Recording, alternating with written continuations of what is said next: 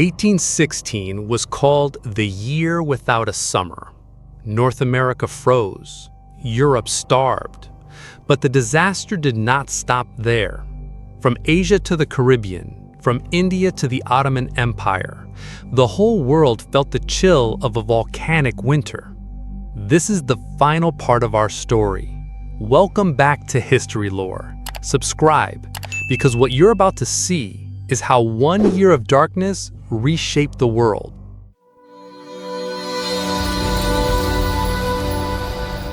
In 1816, Europe was already fragile. The continent was still catching its breath after 2 decades of the Napoleonic Wars. Fields had been trampled by marching armies. National treasuries were empty. The people were weary. They wanted peace. They wanted stability.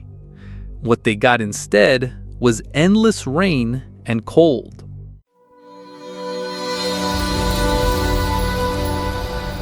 Spring arrived in name only.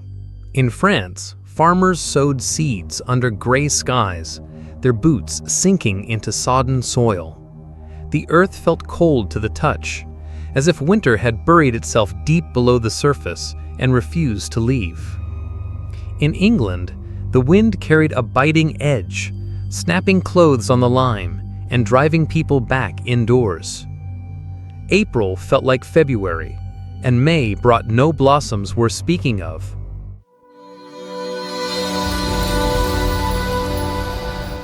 Then summer came, or rather, something that claimed to be summer. From June onward, the rains began. Not gentle showers, but relentless downpours that turned roads into streams and fields into shallow lakes. Rivers burst their banks, flooding farmland just as wheat was beginning to head. In Switzerland, the lakes swelled dangerously. Entire villages found their lower streets underwater. Bridges washed away. The rain drummed on rooftops for days without pause, the sound becoming a kind of cruel clock that marked the passage of a season that was already lost.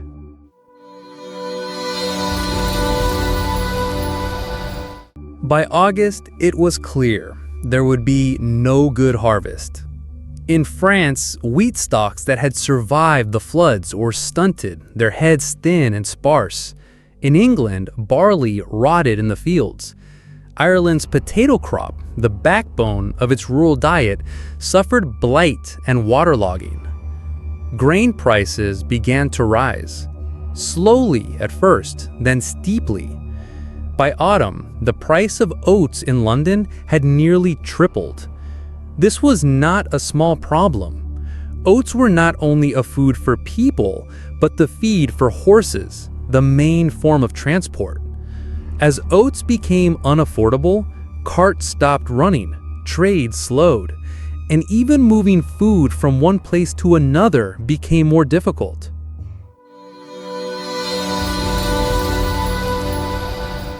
In cities across Europe, bread lines grew. In London, beggars clustered at bakery doors waiting for scraps of stale loaves. In Paris, families sold what little they had to buy flour. In rural Germany, things turned violent. In 1817, the year of the beggar, saw angry crowds form outside mills and warehouses. In the town of Ellwangen, a mob stormed a bakery, taking every loaf. In Switzerland, riots broke out as grain shipments were intercepted and stolen before they could be sold.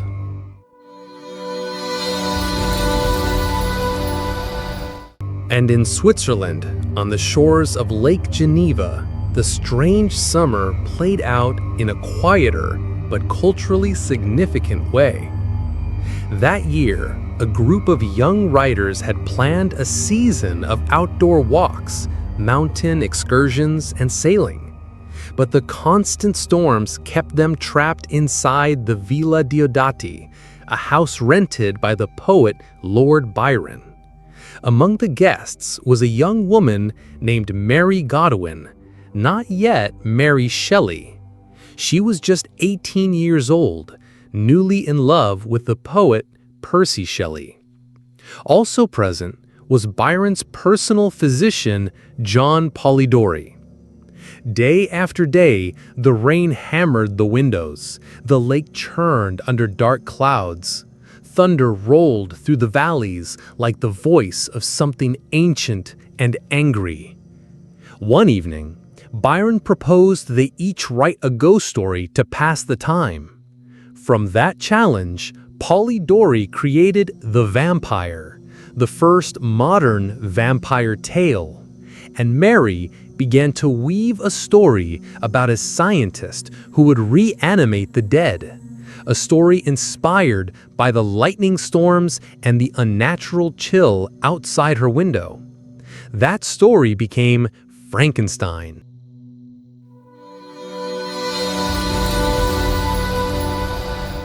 For many Europeans, the weather was more than a nuisance. It was a sign. Some believed the sun had been dimmed by God's hand. Others whispered that the French Revolution and Napoleon's wars had brought a curse upon the land. In rural churches, sermons took on an apocalyptic tone, warning that the cold and the floods were the first signs of the Last Judgment. Even those without religious leanings felt unease.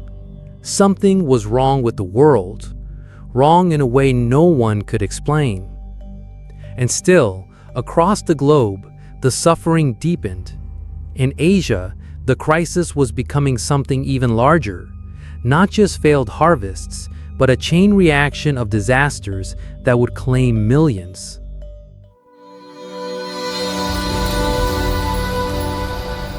While Europe battled floods and famine, the story in Asia was different, but no less devastating. Here, the same invisible veil of volcanic haze twisted the monsoons, the lifeblood of entire civilizations. When the rains failed to come at the right time, or came all at once in punishing torrents, the result was chaos. Fields drowned or cracked to dust, rivers swelled into monsters, and hunger spread like a shadow over millions.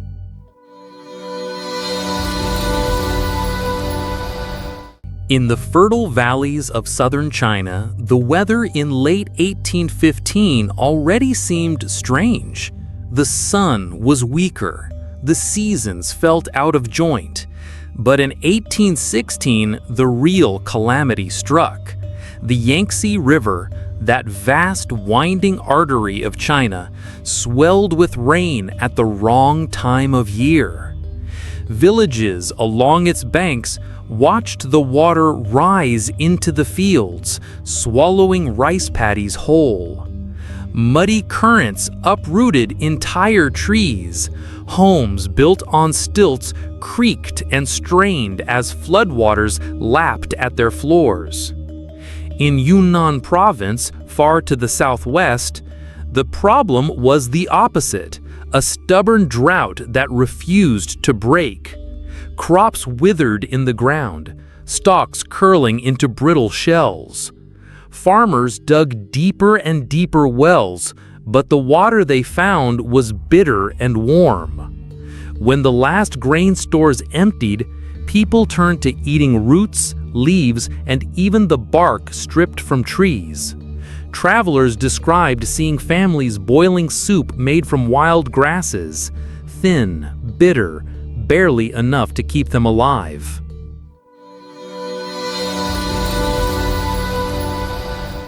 China's merchant class, which once moved rice across the empire along river barges, suddenly found themselves guarding their shipments with armed escorts. In lean years, grain was wealth, and wealth needed protection. The price of rice in some provinces tripled. For the poor, it was beyond reach. Riots broke out in market towns as hungry crowds seized to sacks from traders and warehouses.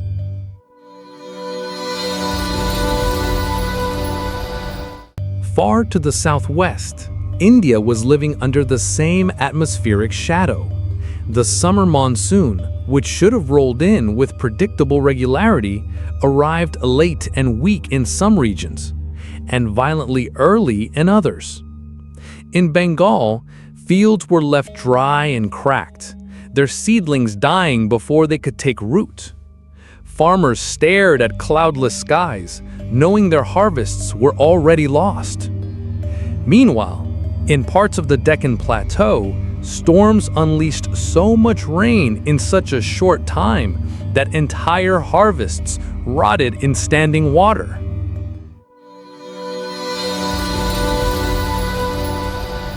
Hunger weakens the body. It makes people vulnerable. And when clean water is scarce, disease thrives.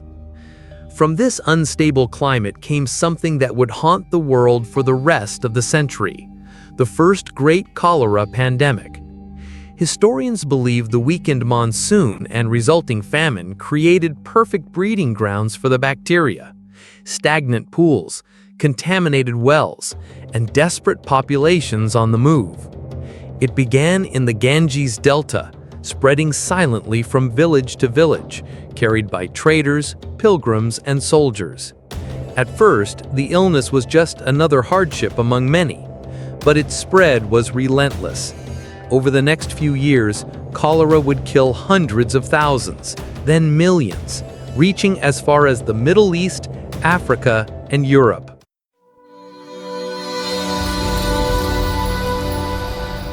In the Dutch East Indies, the very region that Tambora had scarred forever, the ash that had once rained from the sky now poisoned the soil. Even where the ground had been cleared, the air remained heavy, the sun dim. Coconut trees bore fewer fruits, and rice paddies produced poor yields. On Java, the colonial authorities recorded widespread food shortages. In some areas, whole villages simply emptied, their people dispersing into forests or heading toward coastal towns in search of relief ships.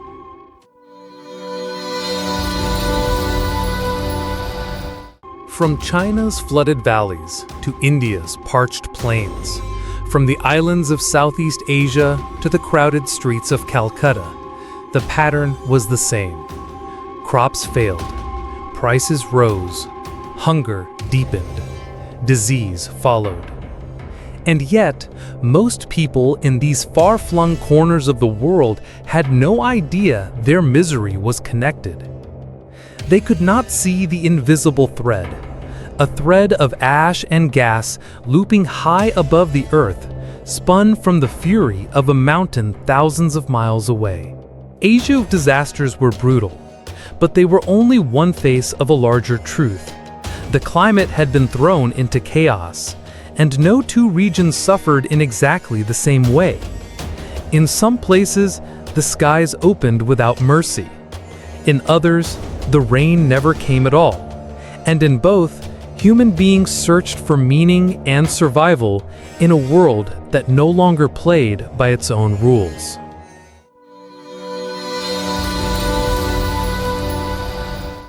By the summer of 1816, the world was no longer itself. The seasons had lost their shape, the sky had lost its color, and people everywhere began to whisper that something unnatural was unfolding.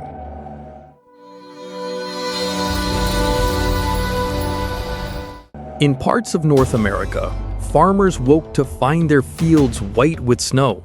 Not in December, but in June and July. In Vermont, one witness described flakes the size of shillings drifting through the air, settling on green leaves until branches sagged under the weight. In Quebec, Canada, the St. Lawrence River steamed like a cauldron as ice formed along its edges in midsummer heat. Cattle shivered in their pastures. People who had planted early lost entire crops in a single night. In Hungary and northern Italy, the same madness played out. Snow in the heart of summer.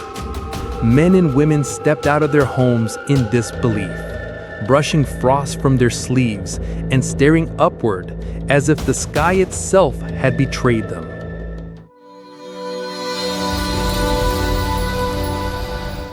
In North America's eastern seaboard, sudden violent storms appeared without warning. One July morning, skies that had been clear turned black in minutes. Rain came in sheets, driven sideways by gales that flattened cornfields and stripped fruit from trees. Lightning cracked across the horizon, followed by hailstones large enough to dent rooftops.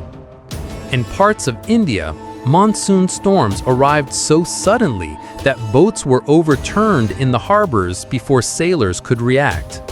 In others, no rain fell for months. The air so dry, it split the earth into jagged patterns.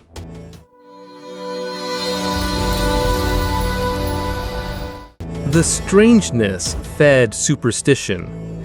In rural France, priests led processions through fields, chanting prayers to ward off divine wrath.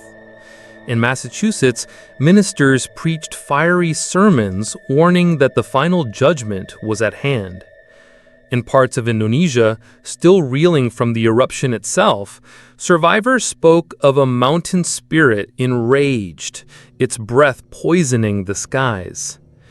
Astrologers claimed the heavens were sending messages. Politicians blamed foreign powers. But for the ordinary farmer staring at ruined crops or the fisherman returning with empty nets, explanations didn't matter. The only truth they knew was this: the world was out of balance, and no one knew if it would ever be right again.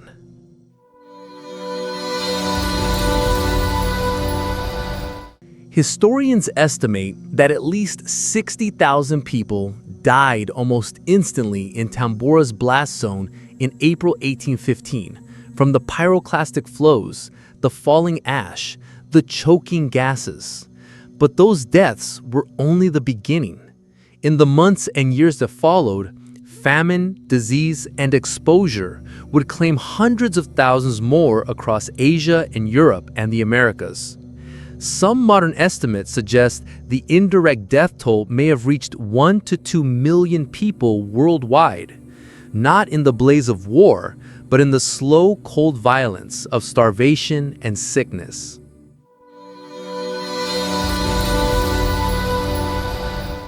Tambora's eruption was not the first volcanic disaster to cause mass suffering, but in 1815, the world had never seen a global chain reaction like this.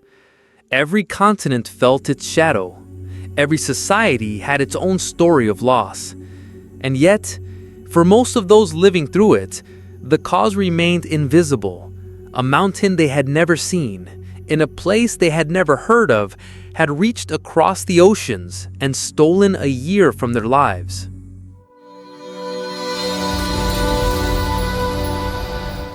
In the end, the year without a summer was not just a story about a volcano. It was about the invisible threats that connect every life on this planet.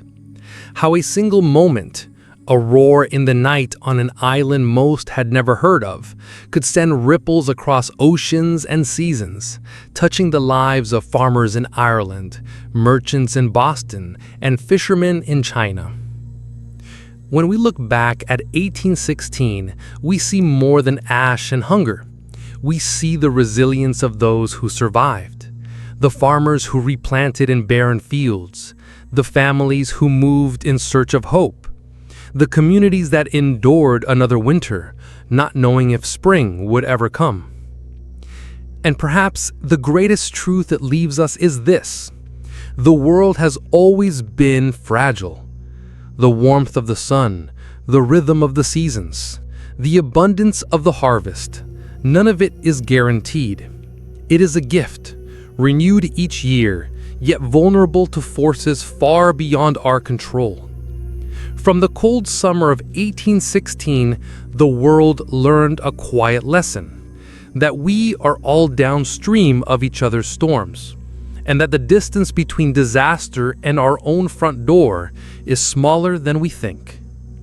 And with that, our story comes to an end. 1816, the year without a summer, a year when nature's fury spared no one, from North America to Europe and beyond. It was a year of hunger, fear, and survival, a reminder of how fragile human life is against the power of the earth. Thank you for watching History Lore. This was the conclusion of our two-part special, but many more stories from history are still to come. Make sure to subscribe so you don't miss the next one.